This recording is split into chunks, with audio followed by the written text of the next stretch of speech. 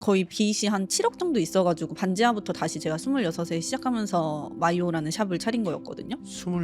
26에 빚 7억에 반지하라고요? 제가 이제 뭐 광고 찍었었던 것도 있고 샵에 이제 정액건들도 있었는데 환불권이랑 막 여러 가지 위약금이랑 다 하니까 6억 4천 정도인가 빚이 있었어요. 그래서 한 3년 동안 갚았던 것 같아요. 그걸 죽어라 해서. 6억을 3년 만에 갚으셨다고요?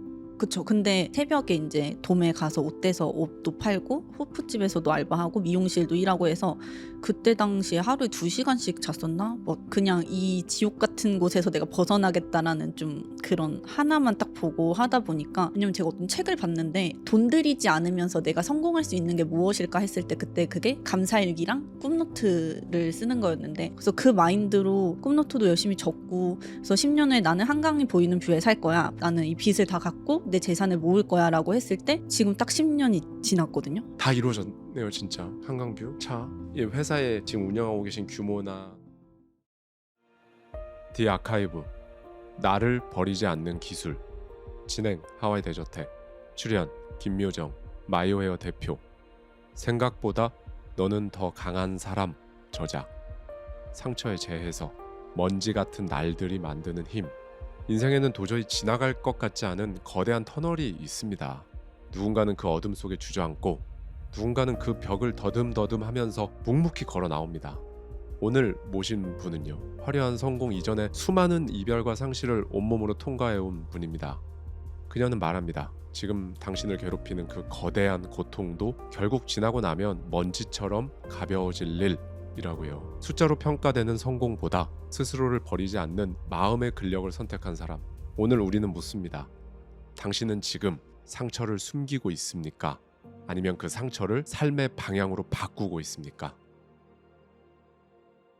디 아카이브의 김묘정 작가님 모셨습니다. 어서 오세요, 작가님. 안녕하세요. 저는 생각보다 너는 더 강한 사람이라는 책의 저자 김묘정입니다. 반갑습니다. 책 제목이 생각보다 너는 더 강한 사람입니다. 제목만 읽고도 힐링을 받는 분들이 계실 것 같아요. 생각보다 너는 더 강한 사람. 사실 뭐 살다 보면 죽을 것 같이 힘든 순간들도 있을 거고, 많은 분들이 그 시간을 지금 통과하고 계실 텐데, 작가님 스스로 그럼에도 불구하고 생각보다 나는 강한 사람이구나 라고 느끼는, 여기서 말하는 강한 사람, 진짜 강한 사람은 어떤 사람이다, 이런 거에 대한 작가님만의 철학이랄까 가치관이랄까 이런 게 있을 것 같아요. 제가 엄청 강한가라고 생각을 사실 그렇게 해본 적은 없었는데, 주변에서 진짜 멘탈이 세다, 너 진짜 강하다, 이렇게. 그럼요. 예. 그럴 수밖에 없는 게, 스스로는 잘 모르셨다고 해도 30대 중반까지 오는 이 시점까지, 사실 이 나이 때 저는 많은 분들한테 말씀드리거든요. 40대까지는 그냥 연구하는 거다. 내가 앞으로 어떻게 살지, 어떻게 하면 더 잘 살 수 있을지, 내가 원하는 게 뭔지, 진짜 내가 잘 살려면 그냥 사는 게 아니라 좀 잘 좀 살아보려면 내가 어떻게 하면 좋을지 이것저것 해보면서, 진짜 뭐 실패도 하고 뭐 부딪히기도 하고 망하기도 하고 해보면서 깨닫고 또 깨닫고, 이러는 과정을 30대까지 거치고 40대 때부터 정말 제대로 해 나가면 된다라는 생각을 가지고 있는 사람인데, 이미 그 타임라인보다 훨씬 빠르게 30대에 큰 비즈니스를 운영하는 회사의 대표로서 또 작가로서 이렇게 하고 계신 게, 책 제목처럼 강하지 않으면 못하죠. 강남 한복판에 그렇게 매장을 100평이 넘는 매장을 열고 또 매장을 늘려 나가고 한다는 게, 강하지 않으면 저는 할 수가 없다고 생각을 합니다. 왜냐하면 이 나이 때 사회 진출을 아직도 못했거나 이제 막 진출했거나, 또는 되게 어려움을 겪는 커리어의 초반을 보내고 계신 분들, 초반도 못 보내고 계신 분들도 많기 때문에, 그래서 저는 스스로는 크게 뭐 내가 강한가 뭐 이런 생각을 안 해봤을 수도 있죠. 근데 저는 굉장히 이 책 제목처럼 생각보다 강한 사람이다라는 생각이 드는데, 이 부분 어떻게 생각하시는지. 아주 맞는 것 같습니다. 이제 어린 시절에 할머니랑 크면서 일찍 결혼도 했고 출산도 하고 뭐 사기도 당하고 거의 빚이 한 7억 정도 있어가지고 반지하부터 다시 제가 26에 시작하면서 마이오라는 샵을 차린 거였거든요. 근데 그때 반지하에서 그 7평짜리 반지하였는데 거기를 제가 이제 리모델링을 했어요. 막 이렇게 곰팡이가 있으니까 돈이 없어서 17만 원 주고 리모델링을 하면서, 아, 내가 10년 후에는 어떤 모습으로 내가 살고 있을까를 꿈노트를 엄청 저는 많이 썼단 말이에요. 왜냐면 제가 어떤 책을 봤는데 돈 들이지 않으면서 내가 성공할 수 있는 게 무엇일까 했을 때 그때 그게 감사일기랑 꿈노트를 쓰는 거였는데, 꿈노트는 제가 고등학생 때부터 썼지만 그때 유독 더 많이 썼던 것 같아요. 사실 30대에서 지금 30대가 되고 힘든 일들이 있어도 20대 때 예를 들면 100을 겪을 겪으니까 한 20-30 정도 힘든 거는 그렇게 힘들지 않은 거야. 그래서 남들이 봤을 때는 야, 너 진짜 강하다. 어떻게 그렇게 그걸 견뎌냈어 이러는데 제 기준에는 이미 20대, 10대 때 너무 이렇게 다 힘들게 겪다 보니까 이 정도는 그냥 지나가. 다 지나가 하다 보니까 제가 직원들한테 제일 많이 하는 말이 다 먼지 같은 일이야. 지나고 나면 점에 불과해라는 말을 많이 해서 그러면서 마이오라는 샵이 나온 이유도 저희 샵이 MY.5거든요. 근데 이 점이 묘정의 인생의 점이에요. 그래서 묘정의 인생에서 지금 힘든 순간은 점에 불과하다.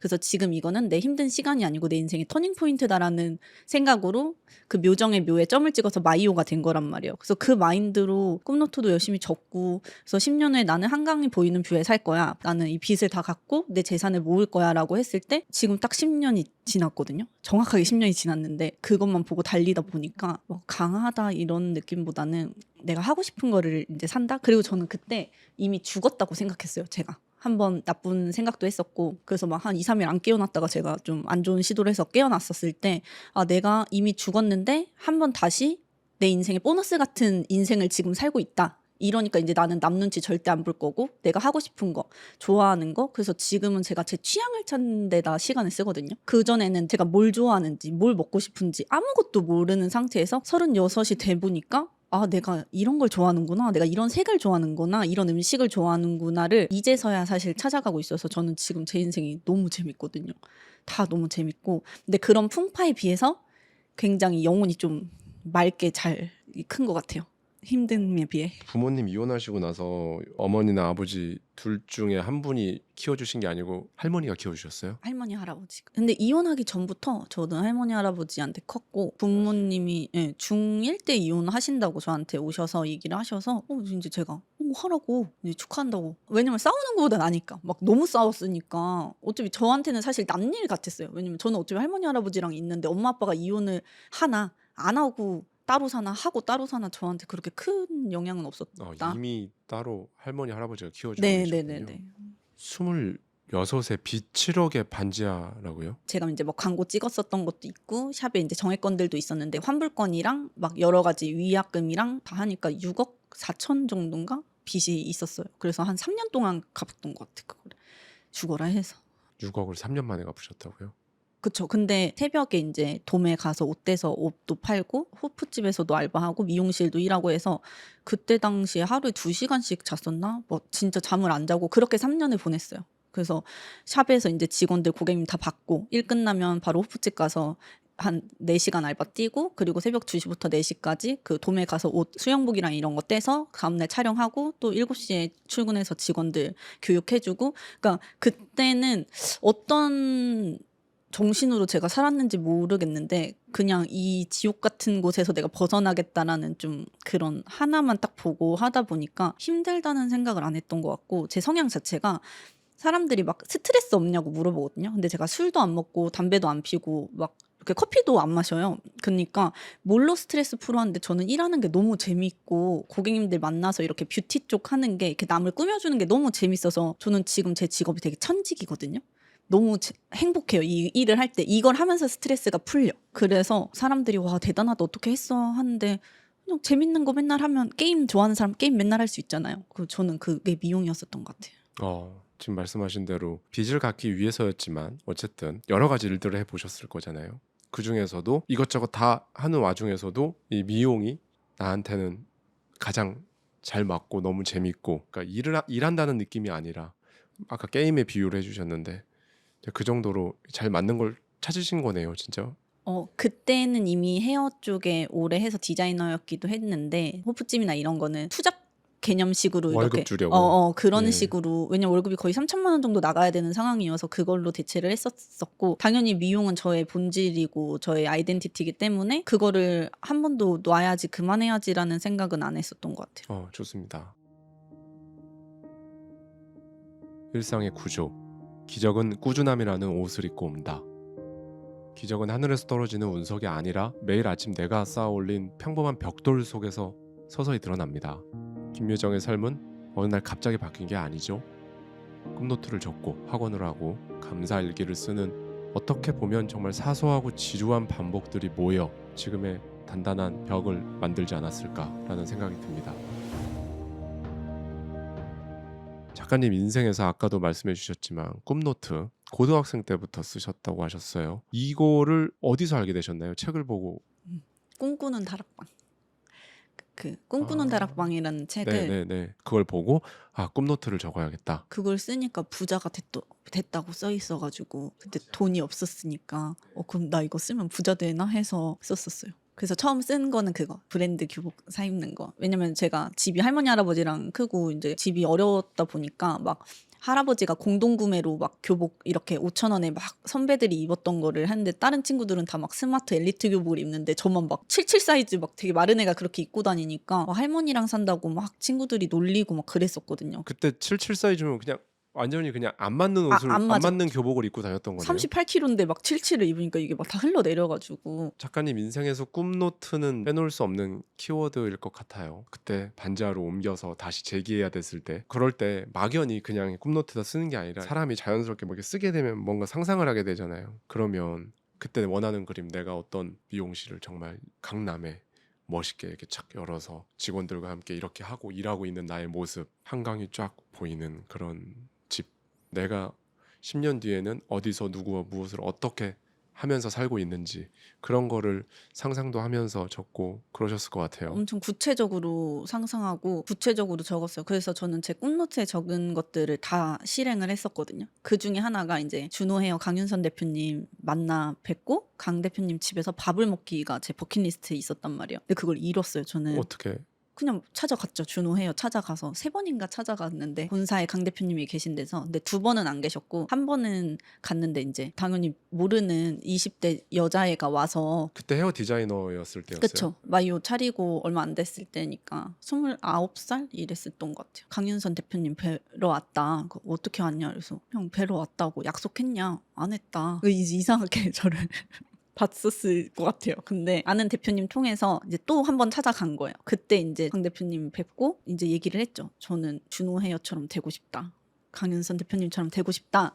이렇게 이야기를 했는데 강 대표님이 근데 그 모습을 보고 어렸을 때 자기 20, 30대 보는 것 같다 하면서 책도 선물해 주시고 막 모자도 선물해 주시고 집에도 초대를 해 주셔서 그때 강 대표님이랑 밥 한번 먹으려고 제가 골프도 배우고 술도 안 먹는데 와인 공부 학원까지 등록해 가지고 이렇게 공통 분모를 만들려고 좀 노력을 했었던 것 같아요. 저희 채널에도 출연하셨었지만 왜 강윤선 대표님 롤모델 일종의 왜 그런데 미용 업계에서는 일단 가장 대기업처럼 그렇게 하고 있고 그리고 저는 처음에 준호헤어라는 곳을 알았을 때 강윤선 대표님을 알지 못했어요. 그냥 준호라는 뭐 남자 대표님이 있나 이렇게 생각을 했었는데 저는 그런 샵을 만들고 싶고 그런 위치에 가고 싶으니까 거기에 대해서 엄청 검색하고 서치하고 주변 대표님들을 다 물어보니 이런 분이 계신다 해서 그때부터 이제 조사를 해서 찾아갔죠. 그래서 강 대표님이 뭐 골프 치고 와인도 좋아하시고 한다고 하니까 그런 것까지 공부해서 만나러 갔다라는 그렇죠. 말씀이시죠. 근데 제가 이런 말씀을 저희 구독자님들한테도 많이 드리는데 이거를 경험을 안 해본 분들한테 말씀을 드리면 거의 대부분 못 믿으신단 말이죠. 그런 노트에다가 적으면 10년이면 거의 무조건 다 이루어져 있어요. 맞아요. 예. 10년이면 거의 다 이루어져 있을 거예요. 예. 정말 그걸 직접 경험하셨잖아요. 네. 당연히 그렇게 될 거라고 생각하셨어요? 아니면 나중에 보니까 우와 신기하다 하셨어요? 무조건 될 거라고 생각했죠. 당연히. 그냥 저는 어렸을 때부터 제가 잘 될 것 같았어요. 그냥 긍정적이니까 뭔가 아르바이트를 중1 때부터 했었단 말이에요. 그럼 가는 데마다 거기 옆에 사장님들이 다 스카우트 하려고 하고 너무 친절하다. 너 너무 에너지가 좋다라는 얘기를 사람들이 저를 만나면 되게 기분 좋다라는 말을 많이 했거든요. 그래서 저는 그때부터 어떤 사람이 되고 싶어 이러면 처음 봤을 때 또 한 번 보고 싶은 사람이 되고 싶어요. 이런 얘기를 많이 했던 것 같아요. 또 만나고 싶은 사람. 그러면 제가 미용을 하든 무슨 일을 해도 또 만나고 싶다는 거는 진짜 좋은 거잖아요. 그러면 제가 더 뭔가 좋은 게 생길 거라고 생각을 해서 뭔가 또 만나고 싶은 사람이 돼야지 이런 생각을 하다 보니까 뭐 이게 뭐 가식적으로 뭐 친절하려고 한 게 아니고 그냥 이렇게 살면 나는 성공하겠다. 근데 만약에 부자를 가다가 만났는데 그 부자가 나를 또 만나고 싶대. 그러면 저도 부자 될 수 있지 않을까? 이런 생각을 어렸을 때 되게 1차원적으로 했던 것 같아. 중고등학교 때 알바할 때 그때 당시에는 그냥 옆집에 고깃집 운영하시는 뭐 동네에서 뭐 10평짜리 고깃집만 운영해도 되게 부자로 막 보였었거든요. 와, 저분은 엄청 돈이 많아서 돼지고기를 많이 파는구나 막 이런 생각을 했는데 그분이 아, 너 귀엽다. 야, 뭐 나중에 밥 먹으러 와. 뭐 이렇게 밥 한 끼 줄게. 이래서 공짜로 밥을 얻어 먹은 적도 되게 여러 번 있었는데 이렇게 살면 금방 부자가 되겠다라는 생각을 아, 밥값도 안 들고. 예. 그러니까 어디 가도 나는 굶어 죽진 않겠구나. 어. 이런 생각을 했었던 것 같아요. 다 이루어졌네요, 진짜. 한강뷰 차. 이 회사에 지금 운영하고 계신 규모나 또는 다른 뷰티 비즈니스 하고 계신 것도 지금 다 이루어진 거잖아요. 이제 새로운 게 막 추가될 거예요, 아마. 지금 이제 더 새로운 이제 게 한 추가됐어요. 단계 더. 10년 후에 목표가 그쵸. 추가돼서 글로 이제 가고 있어. 미용에 관련해서 10년 동안 했던 거는 다 나름대로 이루어진 것 같고 다는 아니죠. 뭐 그렇다고 제가 뭐 준호헤어 대표님처럼 된 건 아니지만 제가 그 10년 전 어렸을 때 적은 것만큼은 이루어졌는데 앞으로의 10년에 대한 미래는 이제 지금 나아가고 있다. 저는 강윤선 대표님보다 어떻게 보면 더 빠른 시기에 작가님이 그렇게 될 수도 있지 않을까. 되게 비슷했어요. 20대 때 반자에서 그렇게 하고 엔잡 4개를 그렇게 뛰면서 직원들 밀린 월급을 빚을 갚기 위해 그렇게 하면서 다시 하고 그런 게 강윤선 대표님 제가 기억에 남는 게 아직도 서울 외곽의 한 동네에서 첫 1호점 열어가지고 거기서 먹고 자고 하셨잖아요. 딱 그때 이게 저는 이렇게 겹쳐 보이는 거죠. 이게 강 대표님하고 사실 뭐 시대도 다르고 지금 하고 계신 마이오 헤어가 준호 헤어처럼 될 필요는 저는 없다고 생각을 하는 게 강 대표님이 비즈니스를 하던 시기와 지금은 또 트렌드도 다르고 그다음에 사업을 진행하는 방식도 다르고 강 대표님 때는 SNS가 없었지만 지금은 또 있고 뭐 그런 것들이 있어서 그런 생각이 들었습니다.